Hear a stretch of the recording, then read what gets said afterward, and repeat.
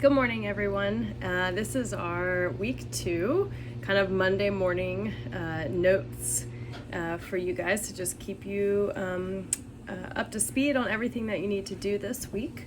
So if it's helpful while I'm chatting, you can look at, go to the module page and have module 2 open. Hopefully you've kind of gotten in the groove of how the Canvas site works. But you'll notice for Module 2 there are 2 overview pages, and I've just simply separated the poetry overview page from the novel Frankenstein overview page, so there wasn't too much information all on one page. But so both of those overview pages will be very useful, and you'll want to take a look at those before you start reading. And then the other thing that you'll notice that you didn't well, I guess I did one for Done Sonnet 14, but there's a couple more videos in this module that are either called See Me Discuss, or there's a couple called the Close Reading Activity. And all of those videos are just things that I might say and talk about if we were in class together. So it'll include some really helpful tips for reading. You'll see me analyze some sections of Frankenstein and the poetry. So I think those will hopefully be useful. And if there's ever a part of a poem or the novels that we're reading that you want me to talk about, please just shoot me a quick email, and I'm happy to just create a quick little video and I can post that. So if those See Me Discuss videos are helpful, I'm happy to put more up there, so just let me know. The other thing that you'll see in Module 2 is a couple of videos that I call kind of key context videos. The Romantic period is sort of the main period we're focused on here with the poetry and with Frankenstein, and the French Revolution is important in that, as well as kind of an aesthetic as well as a landscape feature called the Sublime. So you'll see lots of descriptions of that in Frankenstein.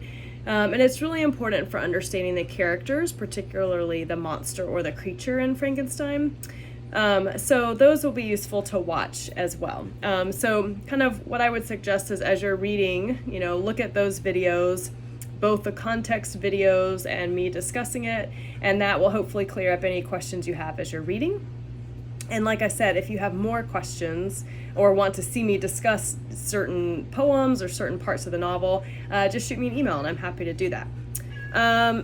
Also, kind of rewinding a little bit to Module 1, I did post the synthesis notes, which is me kind of saying, okay, now that I've read everyone's discussion post, here's some things that we might want to think about more, or things that maybe didn't come up in the discussion post but that are important. So I really encourage you to read through those synthesis notes. They'll be posted in Module 1 because they are notes about that module. I also copied and pasted them into the email that I sent to everyone, which included a link to this video, as well as just letting you know that I had made this video.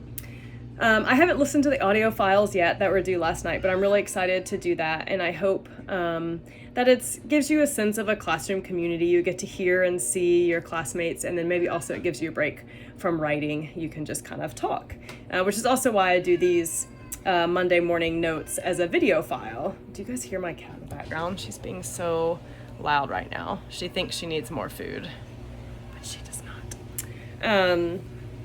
And then, so I think that's all I wanted to kind of say about Module 1. Some of the reminders about things are in those synthesis notes, so take a look at that.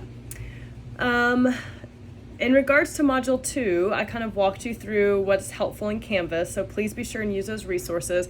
I also wanted to make sure that people aren't getting confused about which poems to read. So a lot of times on the printout that I provide, there are multiple poems on a page.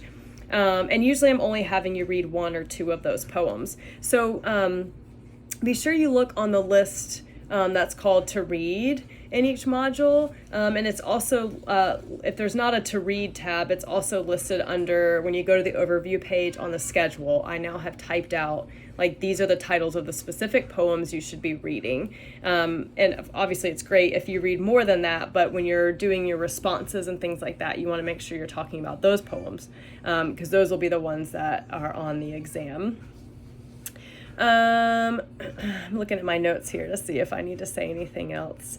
The Engage quiz activities for this week focus on the poems, and the discussion board focuses on Frankenstein. So if you want to think about dividing up your reading that way, although keep in mind Frankenstein is a novel, so obviously it's better if you can read a little bit of that every day this week. Okay, guys, I think that's it. I'm excited to see what you think about Frankenstein. I love novels. And then the poetry this week is a very wide range. We have, satire with Swift's poem, Jonathan Swift, and I talk about satire a little bit on the overview pages. Then we have a lot of like political activism poems, might be how you think about it, with The Negro Girl, which is an anti-slavery poem by Mary Robinson. And then both Wordsworth and Shelley's poems, which are sonnets. So you can go back and kind of review what is a sonnet. But they both are really critiquing London and larger England and kind of just its state right now. And so again, sort of political critiques there, and I talk some about that in the overview pages as well.